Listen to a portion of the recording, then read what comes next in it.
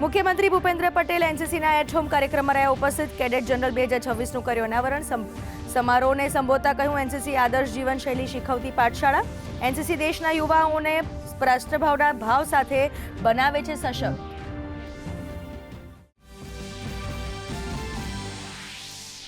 મુખ્યમંત્રી ભૂપેન્દ્ર પટેલે અંબાજીમાં શ્રી શક્તિ કોરિડોર પ્રોજેક્ટના પ્રથમ તબક્કાનું કર્યું ખાતમુહૂર્ત. અંબાજીના પ્રવાસન ધામ તરીકે વધુ વિકસિત બનાવવા કર્યું આહવાન.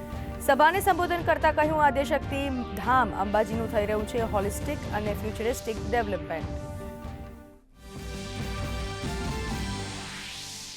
મુખ્યમંત્રીએ નાની દીકરીને લાગણીને આપ્યું માન. વિડીયો સંવાદમાં દીકરીને આપેલું વચન પાળ્યું. બનાસકાંઠાની પીએમ શ્રી ઉત્તમપુરા અનુપમ પ્રાથમિક શાળાની લીધી રૂબરૂ મુલાકાત. બાળકીએ સીએમનો માન્યો આભાર, તો મુખ્યમંત્રીએ બાળકીને સફળ થવાના આપ્યા આશીર્વાદ.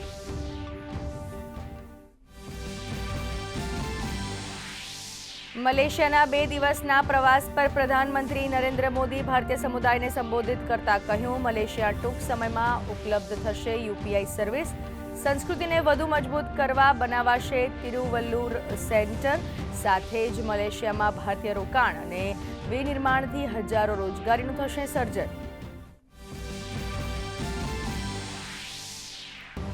ભારત અમેરિકા વચ્ચે વચગાળાની ટ્રેડ ડીલ પર ભારત અને અમેરિકાનું સંયુક્ત નિવેદન. ખેડૂતોને માછીમારો સહિત ભારતીય નિકાસકારો માટે ખુલશે $30 બિલિયન અમેરિકી બજાર, તો રોકાણ અને ટેકનોલોજીને મળશે મજબૂતી.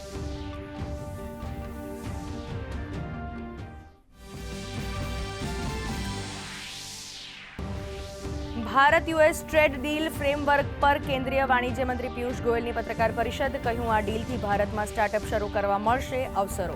તો જેનરિક દવાઓ, ડાયમંડ, એરક્રાફ્ટ, મશીનરી પાર્ટ પર લાગશે 0% ડ્યુટી. તો ફાર્માસ્યુટિકલ્સ, કોફી, કેરી અને અન્ય ઘણી વસ્તુઓ થશે અમેરિકામાં ડ્યુટી મુક્ત નિકાસ. રાજ્યમાં ઉંચકાયો તાપમાનનો પારો. હવામાન વિભાગે જણાવ્યું, આગામી સમયમાં રાજ્યના તાપમાનમાં નહીં આવે કોઈ બદલાવ. રાજ્યમાં મોટાભાગના શહેરોનું તાપમાન 19 ડિગ્રીએ પહોંચ્યું.